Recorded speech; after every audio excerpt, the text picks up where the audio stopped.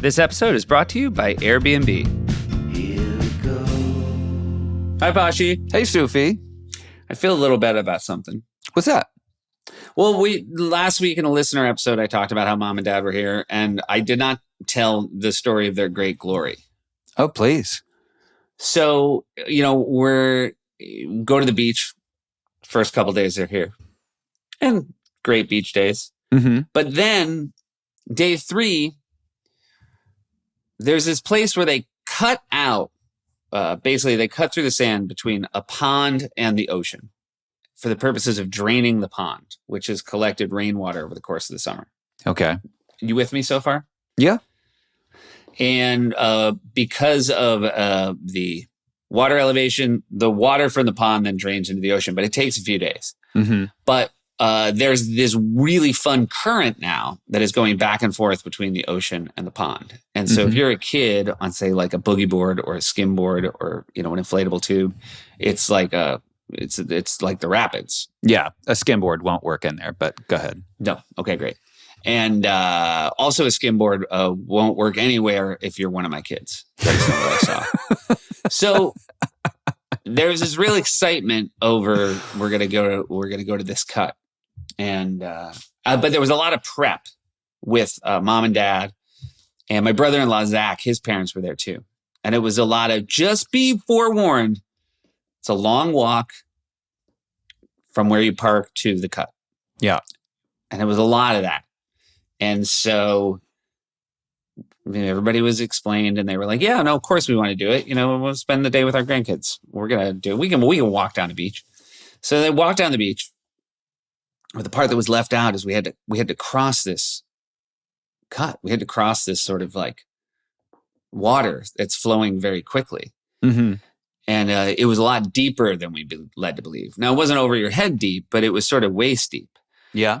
And to paint a picture, it was like we were sort of, is fording a river? Is that how you cross a river? Yeah, I think so. Hold on, let me see. Ford a river. To cross a stream without using a boat. Yeah, there you go. So we were fording a river.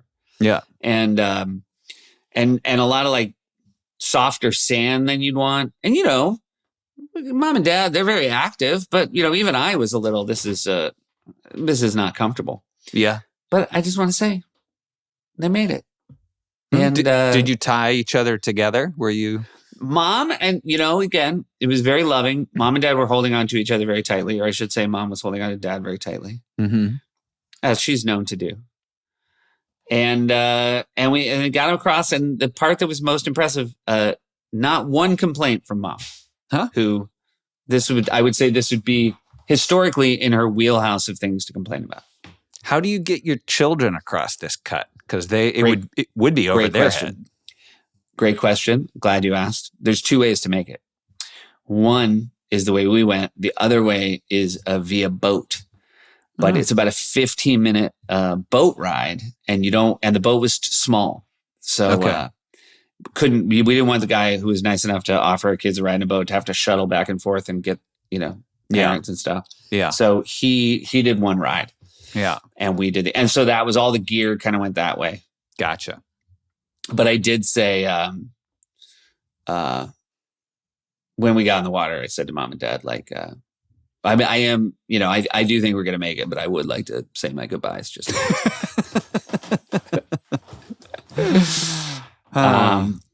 I think that maybe the hardest I made mom and dad laugh on the trip is we got in a car and to all drive here. And there were, again, I think there were like 6 of us in the car, me, Zach, both of our sets of parents. Mm-hmm. And while we were getting in the car, Joanne, my mother-in-law, and her entire family were arguing about when the last time she had COVID was and whether it was 2 Mays ago or the previous November. This was being discussed at a very there was a high level intensity to this conversation. Yeah. And we got in the car and Zach started driving away. And I said, actually, do you mind waiting until we get to the bottom of this? It is. Yeah. There are those conversations where it just doesn't matter. Yeah. If you have the answer, it's like, okay. And right. There's no like protocols of like, how do you act around somebody who had COVID, who last had COVID in May of 22? What's the... Yeah. Yeah. And also, if it's last November, it's still like, if you're talking about, do you need a booster now? It's like, yeah, well, you're past that. You're ready. Yeah. You're due either way. If you're that kind of person. Ed Helms joins us today. Yeah. Funny dude, lovely dude, sweet guy. He's got his own podcast. He's got his own podcast called SNAFU. So when we're done with this one, you can listen to that one. Yeah. Please enjoy it. We enjoyed making it. Family trips with the Meyers brothers. Family trips with the Meyers brothers. Here we go. Hey, fellas. How are you? You know what I'm very excited about, and I wish I'd been keeping track of this, because I bet you're not our first, but you're what I like to call a classic tweener. Do you know what I mean by that, Ed? Tweener? Well, what, like between acts or something? You were born between Josh and I. There's a 2-year gap. Oh. And look, we're not going to I'm a Josh and Seth tweener. Yeah, we're not going to get into specifics, because I'm pretty close to starting to lie about my age, so I'm not going to give any dates out. But classic tweener. Yeah, because there's another way to interpret that. That's a bit more. Yes, this is about dates. Not those kind of dates. Right. Calendar dates. Now, what kind of dates are we talking about? Visual. Are we going on dates? How are you, Ed? Boy. It's been too long. I'm pretty fantastic, all things considered. Where are you in the world right now? I'm in Los Angeles. Nice. Which is where a lot of the movie and entertainment business is centered. Yeah, that's what I'm here. That's what they tell me too. They say it's all around me. Okay, how far away are we? I'm right in Hollywood. I'm right by like the old ArcLight. Oh, I'm by like Birds, La Poubelle, that little strip, UCB. We're like 5-10 minutes apart. Yeah, this is great, because now Should I just walk over there right now? Our listeners are saving so much money on star maps, which they would have to buy. We're just giving out. You know what? Drop a pin. Why don't you guys just drop a pin in the chat, and we'll. Yeah. There we go. Ed, I of course knew you first from New York City, but you are from Atlanta. Are you from like the like proper suburban Atlanta, or like downtown Atlanta? What part of Atlanta are you from? It's a big old place. It is a big old place. I grew up in sort of midtown Atlanta, like between Buckhead and Midtown. Okay. If that resonates for anybody. I grew up in a little neighborhood called Brookwood Hills, which was a very bucolic kind of little cut into right off of Peachtree, which is the sort of main artery north-south through Atlanta. And I was born right there in Piedmont Hospital and grew up right there. Youngest of 3. Correct. Yeah. Oldest sister. Yeah. What are the age gaps? How far away are they? So my sister is about 6.5 years older than me, and my brother is about 3 years older than me. So yeah, we got a good spread. And did you guys get along growing up?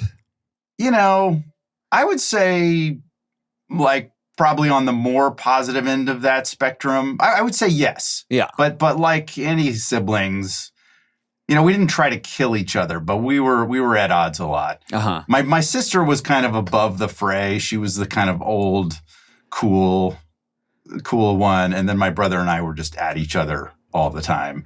Wait, what's the age gap with you guys? 2 years. Yeah. Okay. Yeah. And what was that dynamic? How was that vibe? It was always pretty. It was a pretty good vibe. Yeah. Like, Yeah. I mean, I All would right. say Seth, I was also friends with Seth's friends, or I would hang out with him and his buddies. Seth would hang out with my friends less. The reasoning behind it is they were dorks. I just feel like I don't want it to be like that I was big timing anybody. It was just they were hard company to keep. Yeah. I will Yeah. say the interesting Yeah, of course. thing is that Josh got hurt all the time by accident, and Josh hurt me all the time on purpose. Would you say that's accurate, Josh? Ooh, I wanted things to level out.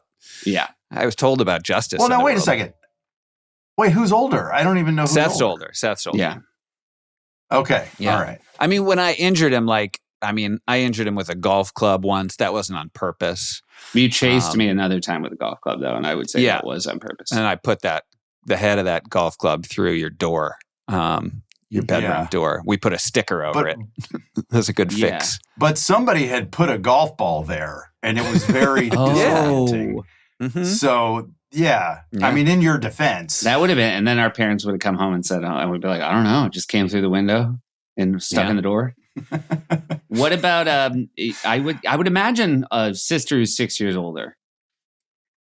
And again, having two younger brothers must just be a tough road to hoe because now my daughter is our youngest of three. And her maturity is very helpful to us because she's catching up to the boys. But I would imagine for your sister, she must have felt 10, 15 years older than you guys.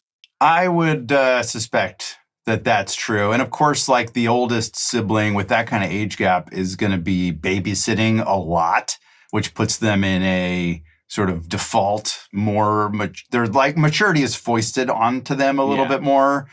And the younger kids are sort of allowed to mature slower. And of course, being boys, I'm still trying to catch up to the women in my life. You should just let go. You should just assume you never will, and be at peace with that, because that's genetics, I think, or whatever. However you want to scientifically write that one off. Yeah, it might be some. Yeah, I do feel bad. I mean, did you feel like when she was a babysitter, did you see a softness in her that you could take advantage of, or do you feel as though you actually feared her? Oh, that's a good question. I think it was mostly. I think she was a pretty cool babysitter for the most part. I had big crushes on all of her friends and was trying to impress her friends all the time, with somersaults and cartwheels and dance moves. That's and what stuff. girls like. It's so funny. Girls 6 years older. That's what girls are into. To this day, it's really paid off for me. Do you feel like there's ever been a wedding toast in this great nation of ours where the bride has said, and then he was my best friend's younger brother, 6 years younger, and the first time he somersaulted through the room, I knew he was the guy. I mean, just the folly. I was jealous. I mean, we didn't have an older sibling, but I had buddies with older sisters. And the same thing, the idea, I would want to go over to their house for the purpose of just taking another run at their sisters just on charm. And I think about it now and they just have been like, what do you think is going to happen here? Yeah. I remember I had a little Fisher-Price record player and I had these Disney records. And I thought there was one, and I was like, these are for. At a certain point, I kind of switched into these records are for kids. But then I had one that was like a Disney parade song, and it had electric guitars in it. And I was like, this is the cool one. And I cranked it as loud as possible so that my sister's friends in the next room would be like, oh, he's cool. Listen to those tunes he's jamming out to. I don't love this parade song, but that guitar is shredding. Yeah, that's some cool dude tunes coming through that door. The funny thing is, obviously, someone at Disney, it's that thing where people try to guess what is cool to kids. And somebody was like, let's put in guitar. That'll work. And maybe you're the only person it worked with. There was one kid in America who were like, this slaps. Yeah. That Imagineer hit the nail on the head. Yeah. My first two crushes in my life were the female guitar player from the Great Space Coaster. I don't know if you remember that show, Ed. Who was not human, right? Or was No, she? that was a human girl. It was a mixture of sort of puppet people and humans. And then Pat Benatar. Yeah, you did have a real. I like those rockin' girls. Mm-hmm. Yeah. Mine was, I grew up in the South. My first crush was Dolly Parton. Right. Yeah, fair. You were I would not assume alone that's a real get in line for Southern boys in our era, right? Yeah. There's something I don't know. I feel like the whole world had a crush on Dolly Were Parton. you ever like thinking, did you ever think I might pack up this Fisher Price record player and try to go to Dollywood and maybe get lucky? Well, Dollywood didn't exist when I was a kid because believe me, I would have been I would have forced my parents to take me to Dollywood. Have you been? Have you ever gone as an adult? No, I have never been, but we did vacation in Gatlinburg, which is where it is, or like right by where it is in the Smoky Mountains. And I spent summers in the Smoky Mountains in Brevard, North Carolina, up there. So like Dolly was present, and of course my mom is from Nashville, so like the whole country music world always felt kind of close, and then I think it was when 9 to 5 came out, and I don't remember what year that was, but we had HBO or cable or something, and it just was like playing all the time. That's in my head, Poltergeist is that movie that's always on, but you're right. 9 to 5 was, I feel like, twice a day. Yeah. Yeah, because 9 to 5 they could run during the day. Right. They famously said it was a 9 to 5 movie. You could run it anywhere from 9 to 5. Yeah, exactly. I fell in love with Dolly, and it's also like it was a very comedically formative movie for me because Dabney Coleman is so funny in that movie and so outrageous. I mean, the whole cast, Lily Tomlin, Jane Fonda, everyone's incredible. Yeah. And yeah, it's why I do what I do. I had a moment where I presented once at the Emmys, and those three ladies presented right before me. And so I got to be backstage making small talk with Lily and Jane and Dolly, which was a bummer because all I wanted to do was talk to Dabney Coleman. I'm so. Could you keep your cool? I was just like, I feel like you guys gave Dabney a hard time in that movie, and I feel like I was like, it was a different time. You were allowed to do all that stuff. Yeah. Hey, we're going to take a quick break and hear from some of our sponsors. Family Trips is supported by Airbnb. Hey, Bashi. Yeah, Sufi. You know we have an annual trip. Yeah, we sure do. We get a couple regular trips, but which trip are you talking about? I'm talking about the fact that you and I and 10 of our closest college friends get together every September for our fantasy football draft. Such a trip. Very little of the trip is about a fantasy football draft. Yeah. I always feel a little nerdy saying that we're going on a fantasy football draft, but we're going to hang out with our buddies. Yeah, that's why I say it's a fantasy friendship draft. Would that make it less nerdy, or is that maybe worse? No, I think it's charming. It's sweet. So this year for our fantasy friendship draft, we have a fantasy location booked. And it's all thanks to Airbnb. We found a place that has enough space for all of us and enough bedrooms for all of us and has a lot of outdoor activities, a fire pit. There's a fire pit, Pachi. There's a fire pit. I want to say there's a volleyball court. Yep. There's a pickleball court. There's a lot. It's driving distance to a hospital that a bunch of 50-year-old guys are going to have to go to when we blow our ACLs. Yeah. But in general, it is so nice that it has all the things that we could not get with our group at a hotel. Oh, absolutely not. Because what you want is you want to be able to hang out together for as long as you can, and then if it's time to go to bed, you go to bed, but everyone else is sort of in the same place. And one thing that we're sort of focused on trips like this is no new friends. No new friends. We don't want to meet them. We don't want to make them. We're happy with who we are. And maybe you're someone who's thinking, you know what? My home could be a great get-together for old friends who are not looking to meet new people. You've put a lot of time, effort, and work into your home, and someone out there would probably love to experience it while they're traveling. And then they would rave about how it was the highlight of their trip. Your home might be worth more than you think. Find out how much at airbnb.com/host. Support for family trips comes from Draftkings. Hey, Bashi. Hey, Sufi. NFL Week 1 is here, and a new season means new ways to get on the action at Draftkings Sportsbook, an official sports betting partner of the NFL. Pashi, you know me. I bet with my heart.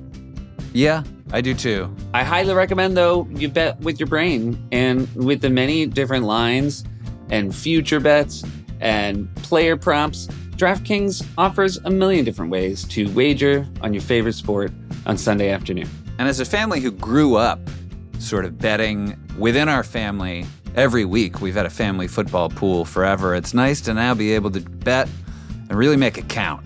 Yeah. Ready to place your first bet? Try betting on something simple, like picking a player to score a touchdown.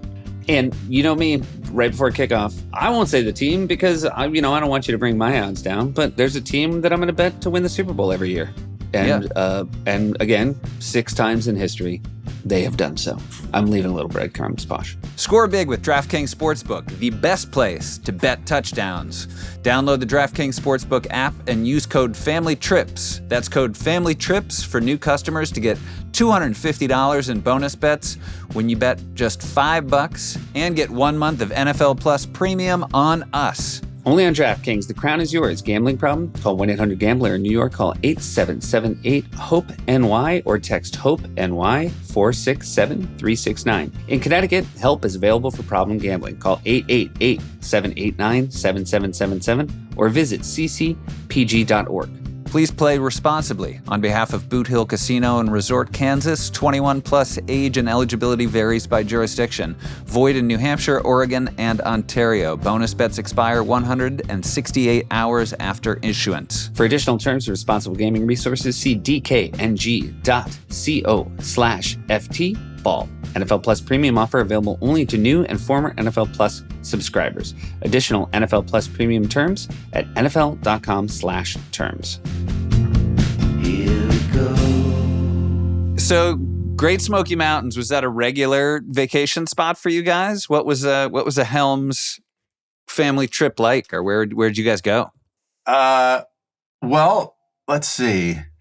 Yes, because I went to summer camp in outside of Brevard, North Carolina, and like I said, Mom's from Tennessee, so we were just always kind of around up there in the summer times. Gatlinburg was kind of a tourist trap. It has been for a long, long time. I think that's why they built Dollywood there. Because there's like a million theme parks on that strip, right?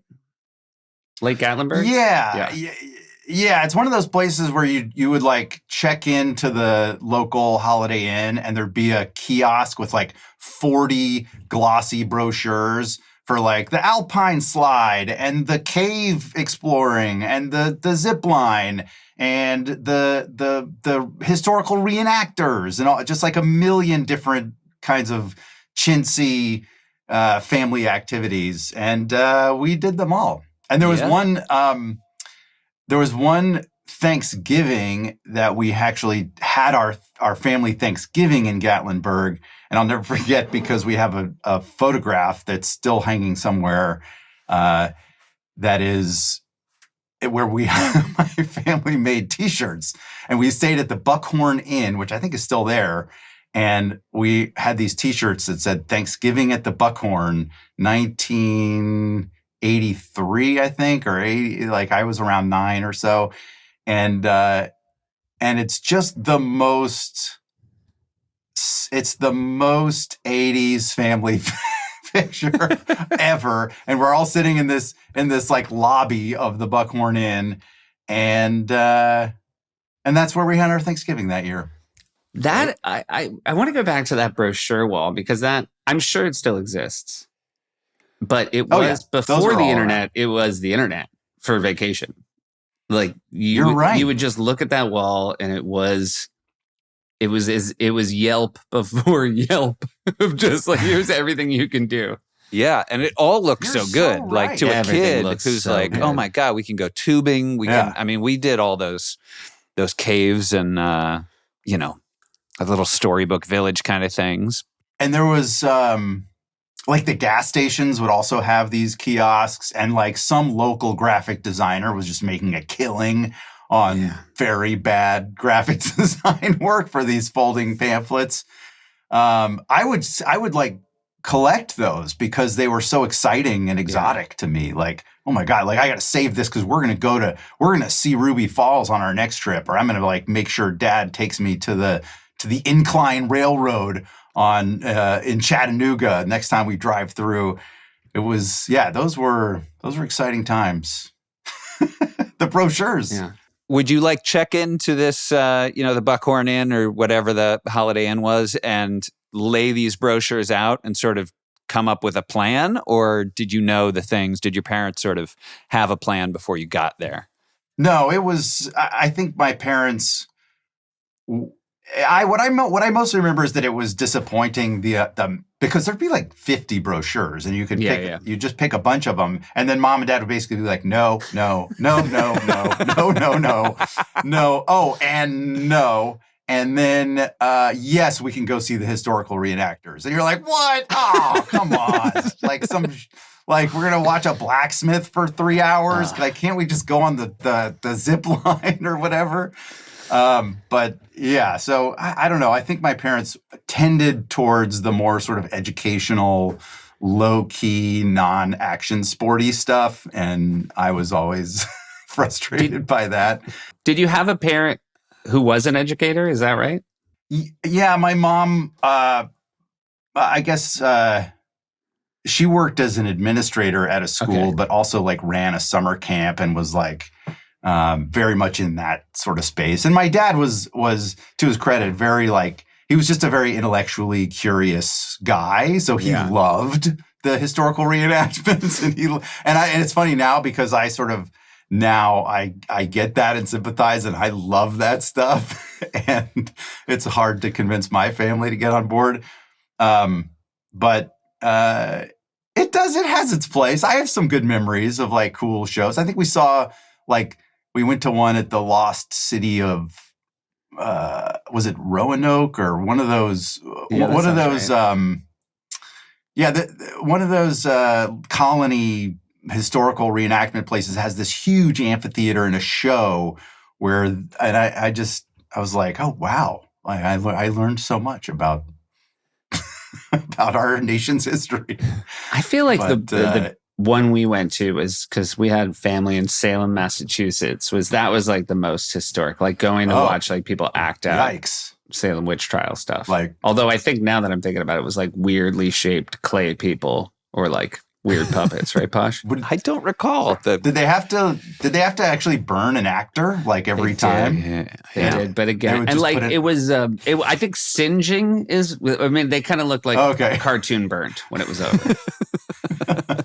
But we had a place. There was a place. Strawberry Bank is in Portsmouth, New Hampshire, and that was sort of a very colonial vibe where you can go from house to house and see how people used to live. Would you make return trips to these same historical reenactment places, or do you think once you did it, I mean, I think to most people, once you've done it, but it sounds like maybe your parents are like, well, let's go get some more of this. Maybe we missed some nooks and crannies at the lost city of Roanoke. No, I think those were mostly one-off occasions. There was a big trip we took to out west. We had and it was kind of like every bit of my parents' vacation sort of values and aspirations like mashed into about 2 weeks, I think, which I believe I was 8 years old for that trip. And it was just sort of my parents being like, we're going to introduce these kids to the whole Western United States in 2 weeks. That's bold. That's cool. Yeah. Yeah, it was actually, I mean, I have fantastic, it was like, I have great memories and terrified memories. And it's funny, I texted my brother and sister and I was like, do you guys remember much from this? And it started this whole cavalcade of funny recollections. But the best part about that trip is that it started with my dad or one of my parents realizing that Chex cereals was having some huge promotion with like Delta or one of the big airlines. And if I don't know, I don't remember the math, or I don't think I ever knew the math exactly, but basically how it wound up for us as kids was like, if you eat 1,000 boxes of Chex cereals and have like, proofs of purchase or whatever. Remember proofs of purchase? That was like a thing. This is for all kinds of sweepstakes. Yeah. Much like the brochure wall, this is of a different era, but it was a huge part of our childhood. Yeah. So like literally a year, we ate so much Chex products, like all the Chex cereals, Chex mixes. Mom would like make Chex like a souffle out of like every iteration of Chex food. We were eating it in addition to the cereal every morning, of course. I just want to say you already, which vacation or not, this sounds like you're winners because I would love this much Chex in my life. It felt a little like we needed medical attention after a while, like, because we weren't eating anything else. Yeah, you guys had to go get Chex-ups. But yeah, there you go. But it was, however it happened, we wound up with 500 cereal box tops, and we were able to get afford these tickets to fly the whole family to Denver. Now I would hope they don't make an announcement, right, and say, and now everyone who got their tickets via Chex can board. Yeah. We had to wear Chex branded clothing to get on the flight. They're like uniformed Chex personnel. Well, I always had a hunch that it was one of those things where you know how there's usually back in the day there would be a cereal sweepstakes of some kind. And then there was the sort of loophole that you could just really exploit if you went nuts. And that always felt like what my parents did. It was oh, wow. Maybe it was you could get a few extra Delta miles with some box tops. But then my dad was no. We're going to Denver on Chex, on the Chex coming, on General Mills. We're flying to Denver. And then, it was too much Chex for a while. But it was an incredible trip. We flew to Denver, rented a car, and then just drove everywhere. I hit all the big sites. Like national parks mostly, or did you swing through Vegas, or where'd you go? I don't think we hit Vegas on that trip. But we did go to Glacier National Park, Yosemite. That's exciting. What I think like Zion and Bryce and all those. Yeah. Did you ever board a boat? Did you ever get on a raft? Oh yeah, we rafted on the Snake River. And I forgot. I forgot about that. 8 years old. Do you remember being excited or trepidatious about the river, or have no memories at all? This is so funny. I haven't thought about this in forever, but I do remember that there were two options. You could take the sort of slow scenic Snake River day trip, or the wild rapids. And of course, my dad is I want to go on the slow scenic one with the naturalist who's going to tell us about the trees and the mountains. And I was no! I want somebody to raft like they did in the 1700s. Yeah. I wanted to go on the big wild one, and we didn't. We went on this sort of slow plodding one. So of course I was a bored kid. And the other memory I have of that was thinking that the raft guide, who was this jacked dude with a beard and a big life jacket, that he was the coolest dude. And I couldn't stop asking him questions. And it got to the point. For some reason, my brother and sister always teased me about this for years, because apparently I asked him at some point about the raft. I asked him, do babies ever chew on the raft? and that's what finally prompted my dad to say, hey, buddy, I think that's enough questions. Okay. I'm just picturing him one of those G.I. Joe figures that's he's not one of the military ones. He's a specialist. He's a raft guy. Yeah, exactly. Yeah, he's an operative. He's a whitewater operative. I just shoot from rafts. It's such a question of someone who's desperately trying to find something interesting to say on a first date. This kind of rubber. You ever have trouble with babies or dogs chewing on this? Okay, cool. It's that thing where I just wanted this raft guy to think I was cool, so I was just talking to him. It does bring up that amazing thing when you have kids yourself. A little bit of authority goes such a long way in getting your kids to be the best version of themselves. I think my kids can smell that I'm an expert in nothing, and so everything I say, I feel like their take is, or my way's right. When you get them on a right. They took They take sailing lessons and all of a sudden, they're like the quietest, most attentive kids because there's just somebody who, looks like an old salt and they realize this guy knows what he's talking about when it's knots and sails. 100%. Kids don't, even if you are an expert in things, like it doesn't compute unless there's some external validator. I was yelling at my kids the other day, like, hey, that's poison ivy. And they looked at me like, bitch, you never don't have it. They're like, why am I going to listen to you about where the poison ivy is? They could say all that with their eyes. They did. And we also, I should say, they take sailing lessons and they go to this very intense eye acting school. A lot of nonverbal. When you were doing camp, that was in North Carolina. Yeah. Mm-hmm.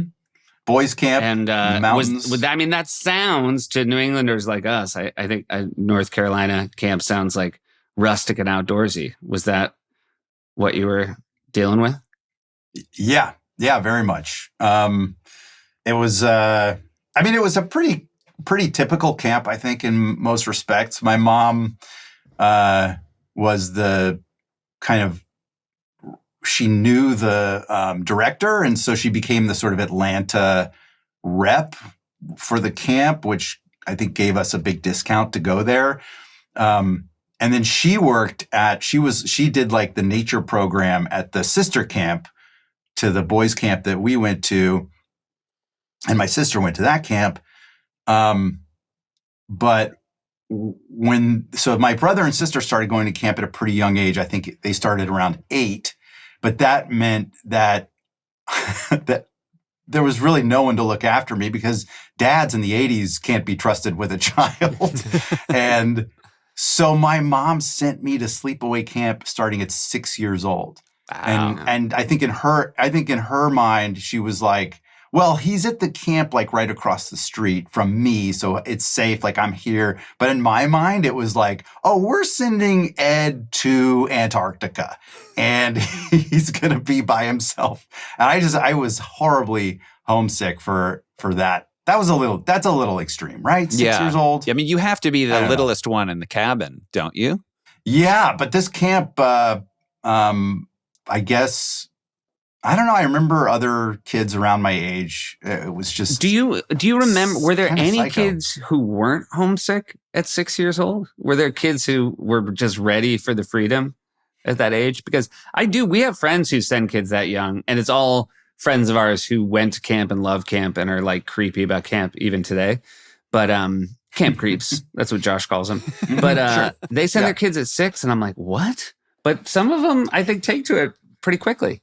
I think you're right. I think that certain kids are fine, but I've always been sort of plagued by a very fertile imagination, which has served me well professionally, but it really, as a kid, it allowed me to catastrophize and just be like, to scare myself a lot, whether it was watching a scary movie or TV show or being alone at a sleepaway camp at 6 years old. Like I was in my head a lot, and I think I wasn't the right kid for that. Yeah, there's a classic, camp thing of ghost stories by the campfire, and I imagine those went down, and with an imagination like yours, it probably didn't do you any favors. Truly, and this wasn't until, this was a couple years, so when I turned 8, I was able to switch to the camp where my brother was, and that was like the full on sort of like really mountainy tough guy, like outdoor camp. And that's where I almost had a nervous breakdown because of a ghost story that this counselor told us. And I couldn't sleep for like 3 days because it was one of those ones where it's like, if you stand in front of a mirror and say this like 10 times, then this ghost will appear in the mirror and tell you whether you're going to live or die or something like that. And so I'm in bed and I just remember thinking like, I can't stop saying the phrase in my head. And so I'm surely my back is turned to some mirror somewhere, and I'm going to wind up walking in front of that mirror with no idea that and the ghost is going to appear, and I'm going to die. And that's definitely going to happen to me. Yeah. That's how my brain, I think, worked against me. I'm fascinated to find out. First of all, the best way to start a camp story is to say, the story I'm about to tell you happened here 20 years ago, right? That's like a good way to make it real and scary. Or it happened to me, and I was like with my friend, and he's the one who got hurt, or he's the one. And this counselor was like fully like Hollywood level storyteller, and got in our heads. I just wonder if this day and age, like the heads of the camps, the counselors, don't say a murder happened here, like just on a legal level. By the way, there was the story. It was like an ongoing story at our camp of the hatchet man who would just come into cabins and hatchet people, and then to really drive it home, they would put hatchet marks in the trees. Oh, that's great. With red paint. Great. Love it. Love it. It was like, by the that way, is psycho. It should be enough to just leave home for 6 weeks. That's scary enough. Like, I don't know why there has to be an extra layer of, and there's just a slight chance of murder. Just a slight, doesn't happen every year, has happened enough for it to be a ghost story at the campfire. I do think a lot of kids do love that stuff. But there's a few of us for whom it is just traumatic. There's no upside. Yeah. And my kids are lucky because their grandfather, my father-in-law, he just likes telling them stories of people who died in real life. Just a lot of like real life, just flipping through the paper. Extra fun if they've met that person so that they can actually have like a physical connection to a person who is now dead. I know that. I have a figure like that in my life. And it's like the more gruesome, the more like detailed they will go in. Like if it's some kind of car, it's like they're just as something they get out of like explaining. Yeah. Gruesome. It's weird. Things. The weird thing is though, he doesn't do it with the tone of a ghost story. There's a real lightness to it. It's like, well, Bob fell off a bike and his head chopped off. Okay. You guys remember Bob. Yeah. Anyway, should we go out? And it's just like, Jesus, Tom. Yeah, God. The kids are rattled. They're just everyone's crying. What are we going to eat pizza? The children are sobbing. I'm sure. You and your brother must have crossed paths when you were at sleepaway camp, but I imagine you're in different cabins, different age groups. Would you sort of acknowledge one another? Yeah. He kind of looked out for me somewhat, but we had mostly pretty separate experiences. And I will say, like, I'm focusing on the traumatic aspects of it, but it was a phenomenal camp, and I actually got so much out of it over the years. And I think the camp director had this funny thing that was like the one thing he would teach you. All the kids, like, he was like always emphasizing, give a firm handshake and look them in the eye. And I always thought that was kind of weird, but it's like if he ever like came up to you and greeted you, you had to like give him a firm handshake and look him in the eye. And I've often thought about like how that affected me, like very positively in terms of like having more confident interactions with people. And also I have since pondered it from like just a camp marketing standpoint. Like, if you're a dad and you send your son to a camp and that kid comes back and all of a sudden he's like looking you in the eye and giving you a firm handshake, you're like, wow, this camp nailed it. This camp is like really special. You're right. It's so smart because it would stay with the parent. I would be so impressed. And then I would probably be a full 3 weeks later where you're like, oh, I think that's all they learned. I thought it was going to be more stuff. Yeah. It might just be this handshake, I think.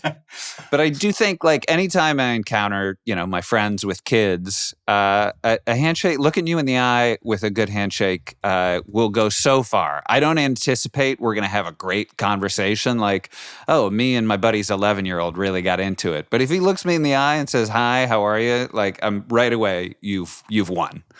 Right away, you're better than most of them. Yeah, especially in the phone in this era of screens. Like nobody, like adults don't look each other in the eye very much. This is a very awkward time. I highly recommend. I feel like I missed the boat with mine, but I think there's some parents who very wisely teach their kids to talk like they're from the 50s, and so it's a pleasure to see you again, and I'm like, fucking love it. I'm like, nobody even. By the way, I want to be like, I know your parents. They don't talk like that. They're teaching you a bygone jargon. Didn't you call all your friends' parents Mr. and Mrs. So-and-so? Yeah. Or no? Did you call them? 100%. Yeah, of course. Yeah. And now that seems insane. Like if I asked my kid to call another adult in her life, like Mr. or Mrs. So-and-so, it seems crazy. Like even their teachers at schools are like going by like nicknames and stuff. It's like, but I don't know. That's why we're the greatest generation. Or my kids call Josh. I think the tweeners. The tweeners are the greatest generation. There was this weird 2-year period, and then everything in between. And they were the tweeners, and they led us into glory. Hey, we're going to take a quick break and hear from some of our sponsors. Support for family trips comes from LinkedIn Ads. Hey, Bashi. Yes, Sufi.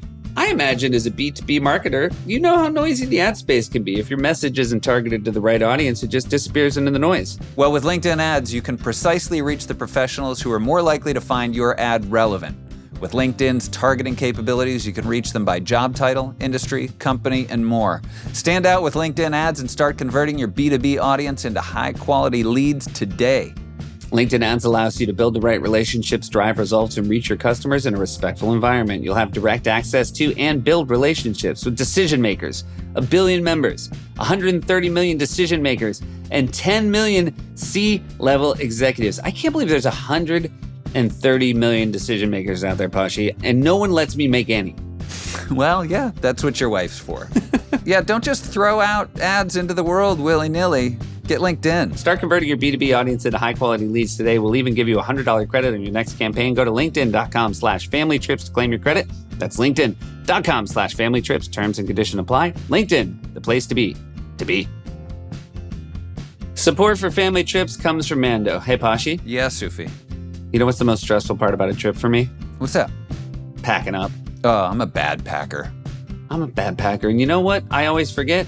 What's that? Toiletries. It's just, I'm so focused on clothes, making sure I have the right gear. Next thing I know, I realize I don't have any deodorant. And like a day in, I'm a disaster to be around. A day in? How dirty. Like, as soon as you get off the plane. That's why I simplified travel with Mando's 4-in-1 acidified cleansing bar. 5-ounce bar does the work of a shampoo, face wash, body wash, and deodorant. I can use it, create a rich shaving lather, so technically it's 5-in-1. Clinically proven to control odor for 24 hours. And Posh, if you're still listening after hurting my feelings, Mando's 4-in-1 acidified cleansing bar is formulated with a gentle alpha hydroxy acid that stops odor at the source. Do you know what alpha hydroxy acids are, Posh? What's that? I don't know. It works. A doctor developed it. Wow. And regular soap can't do that because the pH is too high. Please no follow-ups on what that means either. Just know a doctor developed it. Mando's pretty legit. Mando really does keep you odor-free for 24 hours plus. It's an impressive product. And it smells good. You know what? I'm going to take the lead on this, Posh, because I actually am not enjoying sharing with you right now because of the mean things you said. Mando's starter pack is perfect for new customers. It comes with a solid stick deodorant, cream tube deodorant, 2 free products of your choice like mini body wash and deodorant wipes, and free shipping. Luckily, I have a discount code to help you get hooked on my favorite smelling whole body deodorant on the market. New customers get $5 off a starter pack with our exclusive code that equates to over 40% off your starter pack. Use code TRIPS at shopmando.com, shopmando.com. Here we go. When you took that trip out west, where were you guys lodging at night? Were you going hotels? Did you do any camping or? Great question. We didn't camp at all, but it was always like Howard Johnson's was like a big win. We were always excited for Howard Johnson's because there was like, I think they usually had a diner and you could get pancakes. My mom was like a very big health nut. So sugar cereals and like sweet breakfast things like waffles and pancakes were rare. It was like maybe like once or twice a month on a weekend, you get waffles and pancakes. But at Howard Johnson's, it was like all bets are off. Or if you're having dinner, like you're getting an ice cream sundae.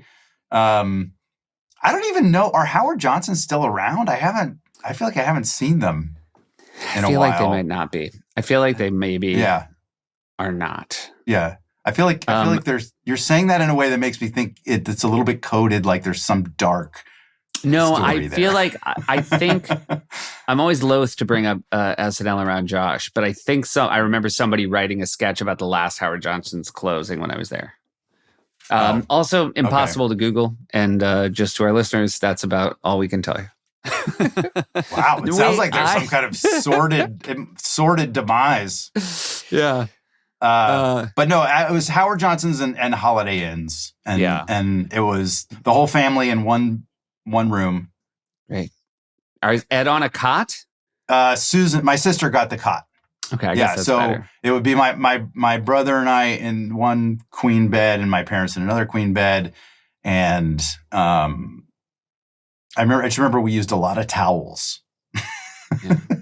Like showers and baths and all this stuff. Were you a game playing family? Would you have would you busy? Or... Oh yeah. Yeah. Monopoly was a family favorite, and it was always fun because my dad was one of those people who has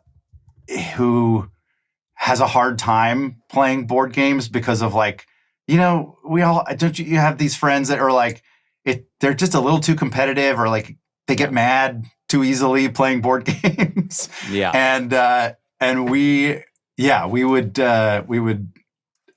take a lot of joy in infuriating my dad, because whenever we would beat him, like when children beat adults at board games, it usually infuriates them. Monopoly was big. Boggle was big. We were a huge Boggle family. Boggle's a winner. Very big Boggle crew. That was like the beach house. We would rent beach houses on Pawleys Island in South Carolina, and that was always Boggle time. What's a beach house vacation in South Carolina like? At the time, do you know Pawleys Island? It's sort of near Hilton Head and all the. It used to be a very rustic kind of beach community, and it was the kind of place where the beach houses were all pretty far, like spread apart, and they were just like kind of like wind and sea battered, like slapping screen doors, and not a lot of insulation, all like rotted wood. Mm-hmm. But it just had nice. this. It does sound very nice. I think it had a motto, something like elegantly shabby or something, or arrogantly shabby. So they owned it. So it was like self-aware. Hurricane Hugo, I remember, like decimated the island, and since then it got built up very extravagantly. So now it probably would have been out of my family's price range, but it used to just be this really gorgeous rustic like beach getaway, and yeah, we would take my mom, my cousins from Nashville would meet us there. We'd have big family get-togethers. Lots. My granddad would that be a week-long trip? Yeah, probably a week. My granddad had a sunfish sailboat. Oh, fun! And it was so fun. Seth's kids would be so much better on that than Seth. Oh my god! Oh my god! Yes. Yeah, or any of us as Yeah. kids. We didn't know what we were doing. But my granddad would wear one of those like captain's like skipper hats to sail his sunfish, and it was the cutest thing. I mean, I look at these pictures. I'm like, oh my god! Would you ever really, get, because on a sunfish you could do 2 people on those, couldn't you? Yeah. So would you ever go out 2 with adults them? and a kid? Oh yeah. Usually it was like, and my mom was pretty good at it, and she would take us out. And my cousin, as we got older, we got pretty good at it, and yeah, we loved that thing. There's sort of like an inlet or a creek behind Pawleys Island that was like better for boat activities. Oh, and it was tidal, so there would be like a pretty wicked current going through this creek at the tidal changes, and you could tube from like one end of the island to the other. Oh, fun. And that was great. Crab pots, you drop them off the bridge with raw chicken in them and catch some crabs, boil them up for dinner. So you have it's technically correct to say you have eaten a crab in your life that you caught. Oh yeah. Great. Yeah, we caught a lot of crabs back in the day. Little blue crabs. Sometimes big crabs. So this is based on bridge, I'm going to guess. The driving to island to get to Pawley, you could drive? Oh, yeah. Yeah, Okay. There's like a little causeway. It wasn't, I think it was really just separated from the mainland by like a big marsh. And so, yeah, you drive to Pawley's, and it's just a barrier island right there. And then most houses would have a little pier. So there's just one road up and down the whole island for most of it. And then there would be houses on the beach side of that road, on stilts, kind of these, like I said, rustic, kind of wind-blown houses, torn screens, all of it. And the decorate. I remember the decoration would just be like an old rotten fishing net hanging on the wall with like some conch shells glued to it. And it was like, oh yeah, that's just totally sets the mood right there. On the creek side of the road, opposite your house, would be like a little dock into the creek where people would have boats or whatever. And they're in a good swimming spot. And then you could drop your crab pots off your dock. Do you think when a hurricane sees those big houses on stilts, they're like, me likey? Yeah, for sure. Yeah. Magnets for chaos.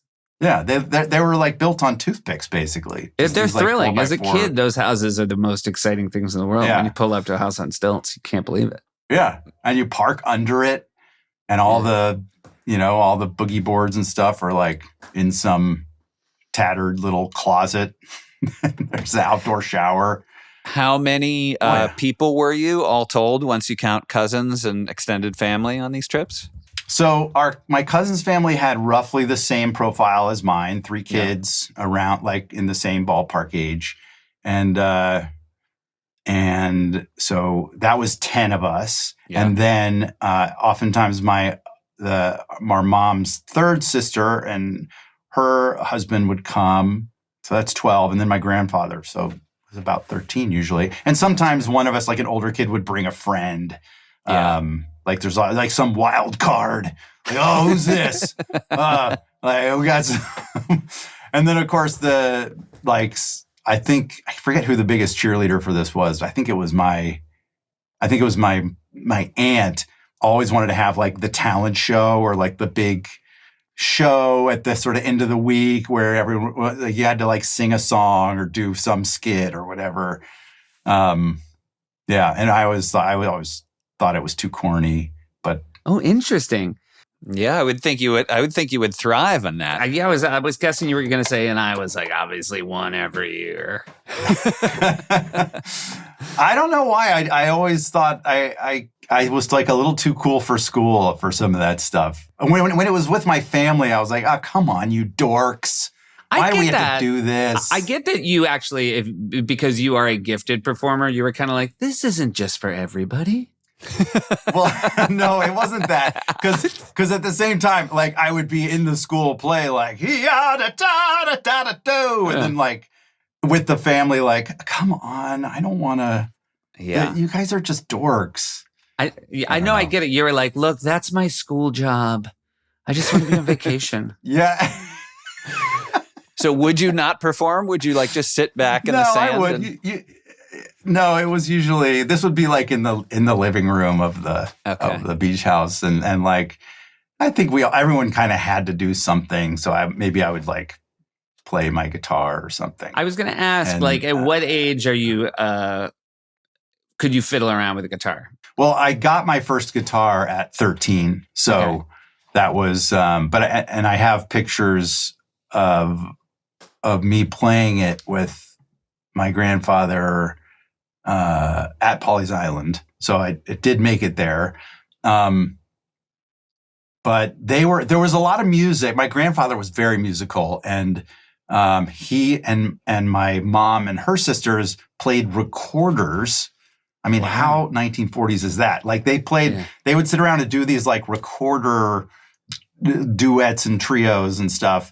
And it would be, like Three Blind Mice in like 3-part recorder harmony or whatever. And they had these little recorder books. They would sit and like looking back, it was very cute. Like I wish I could see that. It is very cute. I also picture like a 13-year-old Ed Helms sort of standing in the wings with a guitar strapped on, listening to Three Blind Mice, being like, "I'm gonna fucking clean up." Yeah, they're gonna be so ready for what I'm bringing to the table. Oh yeah. Come on, get off the stage, losers. They want some teen stuff. Yeah, I'm gonna play some Neil Young. I like an organized talent show if you can actually get the kids to buy in. That's really fun, as opposed to kids saying we have a show. That's usually bad. Right. But if it comes from the top down, I think that does sound deeply cute. Right. So you discourage your children from putting shows on unless you're the director. I don't know if this is the right or wrong way to do it. I just take them aside and I'm like, look, your daddy's really good at this and you're going to embarrass yourself. And maybe you took some from me. You could have taken some of these skills. Correct me if I'm wrong, but you founded the annual LA Bluegrass Situation Festival. True story? Oh yeah. Yeah, true story. Yeah. How many years ago did you found this festival? Well, it was I guess it's been about 12 or 13 years, but fantastic.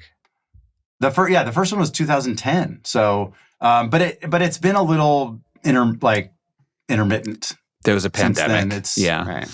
Maybe got in the way. And then I remember you felt very strongly that COVID was make believe, and that was the year you were like, "Everybody, we're gonna do it." Yeah, and we put on. I spent $1 million of my own money on this thing, and everyone just drank the COVID Kool-Aid, and no banjos showed up. Yeah. That was it's still known as the banjo plague, right? In LA? Like how many people, how many lives were lost? To me, I keep trying to get that to catch on, but no one calls it that. I didn't start playing banjo until I think it was my junior year in high school. So I was probably 16 or 17. And that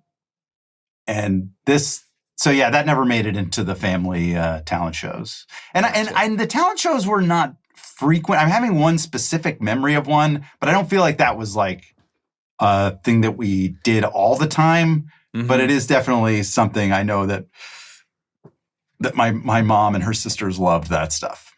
Yeah. And they loved like writing goofy songs to sing for each other and for all of us. If you're going to be together with that much family for a week at sort of, at a remote location, it seems like you should do something to pull everyone together. And a show is a great idea. And like just having everyone get up, I think that's a great idea. It's also not just getting everybody to perform. It's getting everybody to pay attention to other people performing. Like that, I think might be the more special moment to actually get everybody to like quietly share the moment of attention. Yeah. Do you guys have a special like treat or food that was like a thing that you got on vacations that you didn't get in normal life? Is there because for us, like I said, my mom was a big health nut, so we didn't even really have cookies around the house very much. But Nutter Butter cookies. Oh, funny. Nutter butter cookies. Like that, I have such a strong association with like going to Pawleys Island or going to Gatlinburg or whatever and having Nutter Butters and just being so pumped for a goddamn Nutter Butter. Yeah. And it was doled out like 2 a day. Like it wasn't like, here's a box, have at it. It was like, oh no. Yeah. Special occasion. And your mom is very, I would say, fad forward to be into health food based on when we grew up. I remember when the first health food store opened, our mom would go there, but I feel like it wasn't quite like there was a lot of those giant like scoopers of like, yogurt balls, which were, when you look back, are equally unhealthy. But she was also drinking a bunch of Tab. Yeah, she was pro Tab. Oh yeah. Yeah. Oh yeah. I miss Tab. The pink cans is very charming. You can still get them at Howard Johnson's. Where they still have a tab machine next in the haunted Howard Johnson's. Yeah. They just have brochures of people who died. Yeah. Oh yeah. My mom was also the one who would get the freshly ground peanut butter at there was the A&P at our in our neighborhood had like a peanut butter grinder, and you would just like dump scoops of peanuts into it and get these like little plastic cups of really chunky peanut paste. Yeah. And it was that was like my mom's, that was supposed to be like as good as Jif or Skippy. And it was like, no, this is disgusting. It has no sugar in it at all. Like, it's just peanuts. Also, I felt like it would make a spoon bend. Whatever peanut butter has that makes it easy to scoop was not in that peanut butter. Whatever chemical just was cock added, itself alongside the walls of whatever container. Oh yeah, it was. Yeah. It's people used it for spackle. It was a lot of houses on Pawleys Island are held together by peanut paste. But yes. Boy. These are fantastic stories, and we're going to let you go. Oh, first of all, I do want to say, because it does kind of tie into the fact that your dad liked historical reenactments. Your podcast, SNAFU, like you are kind of now fully your dad. You're just doing just doing a history podcast. You tried to run from it, and you just ended up. I did. Yeah. Okay. Full circle. That's right. Guilty as charged. Did you see it coming? Did you know? At what point were you like, I'm going to be my dad? Yeah, I think I fought that reality right up until having kids. Yeah, and I it's funny. We were at the beach this weekend, and I said to my wife, I had these sort of Bermuda bathing suit that had like a floral print on it. And I said, you know what? I think this is the first trip, and I've had them for years. And I said, I think this is the first trip where I'm now wearing these floral bathing suit shorts, not ironically. Like they are now appropriate for who I am. Whereas before I thought they were kind of like funny and like, hey, look at me wearing these sort of dad shorts. Now I'm wearing them because they're the right thing to wear. Yeah. And that's a big change. You've entered the Tommy Bahama zone. Yeah. I'm not going to lie to you. They're literally Tommy Bahama shorts that I was wearing ironically. I was wearing them ironically up until yesterday. When your age merges with irony, it's a real we've reached the singularity. Yeah, it's a wake up call. Do you remember when wearing like a sweater and a blazer kind of made you feel like you were in like a cool New York movie from the 80s or something, and you were like as a 20-something in a sweater and a blazer, you're like, I'm like in Annie Hall or something. Yeah, I'm Tony Robbins. Is literally what I was thinking. Yeah, and then you get to a certain age where it's like, oh no, that's now you just are a guy who should be in a blazer. Like it's not like a cool fun thing anymore. It's funny how those. I also feel like it was like movies in the 80s where you would have to wear a blazer at a restaurant and the maitre d' would give you one. I feel like we've reached the age where like we would like you to wear the blazer, and you're like, oh, is it a blazer restaurant? They're like, no, we just feel like you. It's for the rest of the diners would like you to be in a blazer. Everyone feels uncomfortable with you not in a blazer. You are trying to look like a cool skater kid, clearly, and it's not working for you. We don't like it. It's funny. I will say I bet we know some of the same people. There's still some guys our age who are like really pulling it off. Like I feel like I'm watching like just before the fall of the Roman Empire, but like skinny jeans, concert tees, like those tiny leather jackets where you're like, look at this guy. And I'm but you got to be in shape. You got to be in good shape to pull that up. And I feel like I might just have like crossed that threshold. I'm fighting. I'm fighting to get back. And as soon as I get back to being in that shape, watch out, skinny jeans. Because I'm putting you on. All right, we have some questions for you before we let you go. Josh is going to open it up. These are for all our guests. Hold on. I have to jump in and cut you off. I'm sorry. But you brought up my podcast, and then I immediately started joking about something else. But I really do want to talk about it for just a second, because it is my inner history nerd, like fully realized, and I'm insanely proud of it. Season 2 just came out. It's all about these citizen activists in 1971 who broke into an FBI office and stole all the files and started leaking them to the Washington Post. And it's what eventually took down J. Edgar Hoover and revealed COINTELPRO, which was like the FBI's official program to harass and completely go outside the law to surveil and harass law-abiding citizens. So it's fun. Now, it sounds very serious and scary, but it's actually quite cheeky and fun at the same time. It's my version of going to historical reenactments as a kid and sharing that with the world. And it's way funnier than the lady who's like, here's how you churn butter. Yeah. Mm-hmm. Yeah. Most of the podcasts I listen to are history podcasts. I'm very excited about this one. So, good. Yeah. Good. You will love it. I'm so glad. Yeah. I have every intention. I'm going to tear through these. So congrats with that. I also didn't know, I was just listening to some of the season 1, and I never knew what SNAFU stood for somehow. Seth, do you? Oh. Wow, I do know, but now I'm not going to pull it up. I keep thinking FUBAR, which isn't SNAFU. It's close. No, I don't got it. Yeah, it's situation normal, all effed up. Yeah. Yeah. Uh-huh. Yeah, or fucked up. Okay. Yeah. Okay. I think the actual.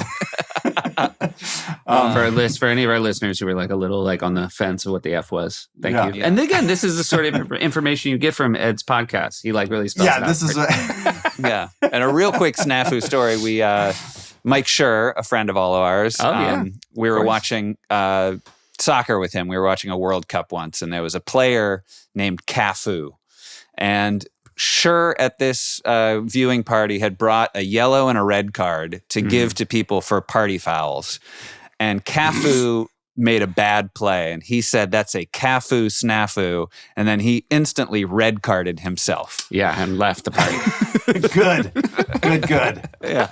Yeah, that's, first of all, the whole bringing red cards and yellow cards to a party is such a Mike Schur move, but also something we should all start doing. Shouldn't we just be giving out? I have another friend who has these cards that just say they're like business cards, and all they say is "Please stop talking," and she'll give them to people. Yeah, in various situations, like at a dinner party. All right, guys, be honest, because I feel like I withheld something in this podcast, and I want you guys to be honest. If it would have gotten me a red card, okay? Yeah. Mm-hmm. I was going to say, Ed, we actually. Now I'm already regretting it. Our mom, she also used all those proof of purchases, for those checks to get us these tickets. And then, we got to the airport, and it turns out they've been counterfeit cereal boxes. And the way we found out is the checks bounced. Mm. Yeah. I mean, that's a yellow card. I still feel like I should have yellow carded myself on saying that you needed a checks up. Yeah, you know what? I felt like if I'd have done it right after your checks up joke, Posh, Ed would have left the chat. Yeah, that might warrant a please stop talking. I think so too. I think like both please would stop have been talking fine, card. but yeah. But I actually appreciate. I feel like the shaggy dogness of that joke. Yeah, like the sheer duration of it and the commitment it took to get to that. I'll waste your time when my punchline doesn't pay off. I will waste your time. Yeah, like truly, that's what I respect about it. That's what's kind of bringing me back around to like, you know what? High five. The checks bounced. Terrible pun, but great setup. Yeah, I mean, organic runway to the story. Yeah, it was a real. You're right. Yeah. And topical, exactly. Yeah, it was a long story to get there. Maybe it was just to catch us up, but it was topical. It was organic. It checks all the boxes. All right, get out. Yeah, red card. John's going to take over here. I'm going to take my headphones off. All right, speed round. Here we go. Ed, you can only pick one of these. Is your ideal vacation relaxing, adventurous, or educational? Wow, this has been an evolution for me. It used to be adventurous. It is now. I think it became relaxing as I got older, and now that I have kids, it's educational again. Just like your father. Yeah. What is your favorite means of transportation? Train, plane, automobile, boat, bike, walking, etc. I love a long flight. Unless it's like the full family and I got to like keep everyone entertained. We all knew what you meant. But like, but if I know what you meant. If I'm on, it's precisely because I have a family that I love a long flight to where I can just put on headphones and watch movies for 6 hours. My dream vacation is go to Australia just to take a flight home. My wife and I have joked about that. Like, how heavenly would that be? Just like get on a Qantas and go and come back. Yeah. And just hang out and have like champagne. Oh, and meals. Yeah. They'll bring you meals. Yeah. I do love a boat though. I will say I love a boat. All right, good. I have got some kind of nautical thing. If you could take a vacation with any family, alive or dead, real or fictional, other than your own family, what family would you like to take a vacation with? Boy. Okay. I mean, what are some fictional families? I don't know. I'm blanking. Real families? I mean, I have some dear friends who we love. We love going on, and I won't name them because they're not in the public eye, but we love taking family trips together. Okay, so we'll just say as a placeholder, we'll say the Manson family.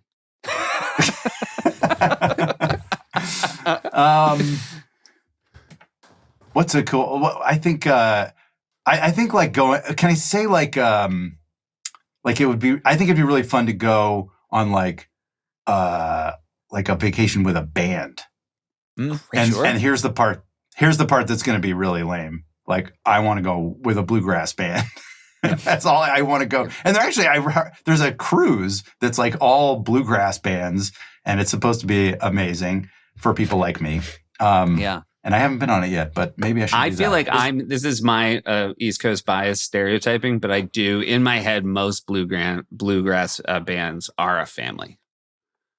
You know, yes, I feel like family is in the title. So the answer, the Carter family is my there's a lot of answer to that. Yeah. Or Johnny Cash. And who's your favorite bluegrass band other than the Lonesome Trio, which is your bluegrass band? Thank you for my little band plug there. That's a tough one, but I really love Del McCoury and his family. It's actually he plays with his two sons. Okay, great. Rob and Ronnie McCoury. They're one of my favorites that are still sort of on the circuit. But going back in time, I'd probably throw out Jimmy Martin is probably one of my favorites. Yeah. Okay. Good to know. Yeah. If you had to be stranded on a desert island with one member of your family, who would it be? Wow. That's going to get me in trouble. Let's with one member of my family. Wait, my immediate family? Well, it could be. Or you could extend related. it. Some relation. And marriage is considered related. Okay. My father-in-law. He's hilarious. And I think it would be a lot of fun.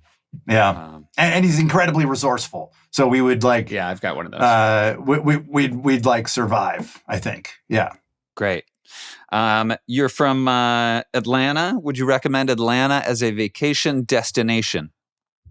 I would. Yeah. I've since I grew up there and then I moved away to go to college and seek my fortune elsewhere. But I've since been back for extended periods for work because so many movies get made in Atlanta.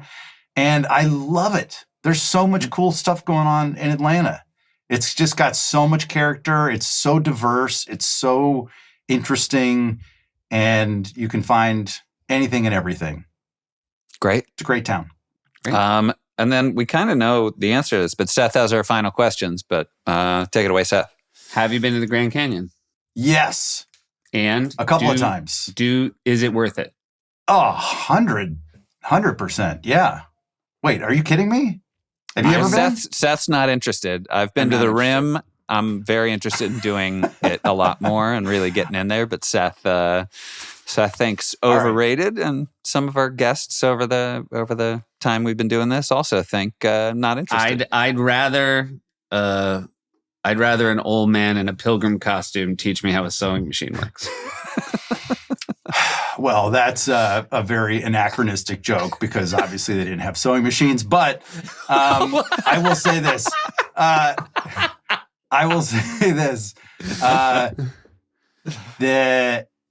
So presumably a reenactor would not be teaching about sewing machines. But anyway. But it's really, wouldn't it? Can I just jump in with a really good idea? Yeah. It's a reenactment theme park, but it's none of it's right. And so you tell your kids, like, I know you think this is going to be boring, but none of it's right. Yes. No, but that would be fun for like 20-year-olds who like sketch comedy and nobody else. If it's a pirate thing, this be a Commodore 64. Yeah. I love that. All right, I'm back on board with the sewing machine pilgrim. Okay. But wait, what was I say? Oh, so on that Western family trip I was talking about, we did go to the Grand Canyon when I was a kid, and I have great memories. My mom read us the book Brighty of the Grand Canyon on the long drives, which is a great book about a donkey that was like a pack donkey in the canyon.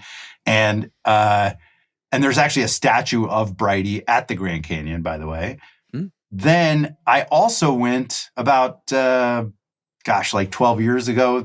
I took my whole family and my wife's family on an epic like 8-day rafting trip down the Colorado River through the Grand Canyon. And that was truly life-changing. So, Seth, get your head out of your ass and get on a raft and get down that canyon. Yeah.